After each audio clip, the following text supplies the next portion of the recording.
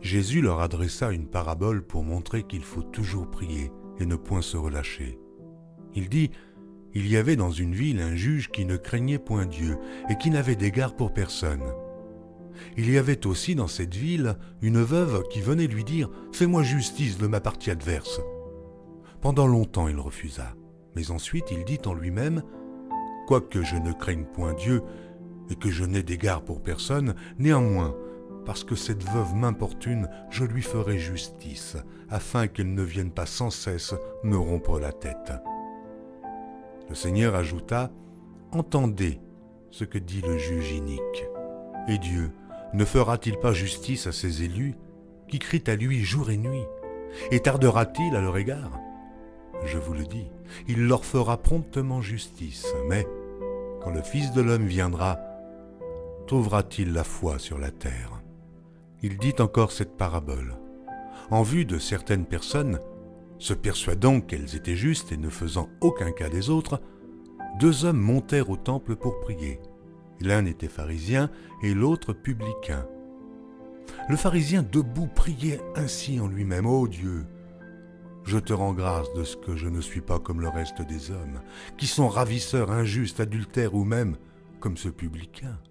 Je jeûne 2 fois la semaine et je donne la dîme de tous mes revenus. » Le publicain, se tenant à distance, n'osait même pas lever les yeux au ciel, mais il se frappait la poitrine en disant « Ô Dieu, sois apaisé envers moi qui suis un pécheur. » Je vous le dis, celui-ci descendit dans sa maison justifié plutôt que l'autre, car quiconque s'élève sera abaissé, et celui qui s'abaisse sera élevé. On lui amena aussi les petits-enfants, afin qu'il les touchât, mais les disciples, voyant cela, reprenaient ceux qui les amenaient. Et Jésus les appela et dit « Laissez venir à moi les petits-enfants, et ne les en empêchez pas, car le royaume de Dieu est pour ceux qui leur ressemblent. Je vous le dis en vérité, quiconque ne recevra pas le royaume de Dieu comme un petit enfant n'y entrera point. » Un chef interrogea Jésus et dit « Bon maître, que dois-je faire pour hériter la vie éternelle ?» Jésus lui répondit « Pourquoi m'appelles-tu bon? Il n'y a de bon que Dieu seul. Tu connais les commandements. Tu ne commettras point d'adultère. Tu ne tueras point. Tu ne déroberas point. Tu ne diras point de faux témoignages. Et honore ton père et ta mère. J'ai, dit-il, observé toutes ces choses dès ma jeunesse. » Jésus, ayant entendu cela, lui dit « Il te manque encore une chose. Vends tout ce que tu as, distribue-le aux pauvres, et tu auras un trésor dans les cieux. Puis, viens et suis-moi. » Lorsqu'il entendit ces paroles, il devint tout triste, car il était très riche. Jésus, voyant qu'il était devenu tout triste, dit qu'il est difficile à ceux qui ont des richesses d'entrer dans le royaume de Dieu. Car il est plus facile à un chameau de passer par le trou d'une aiguille qu'à un riche d'entrer dans le royaume de Dieu. Ceux qui l'écoutaient dirent « Et qui peut être sauvé ?»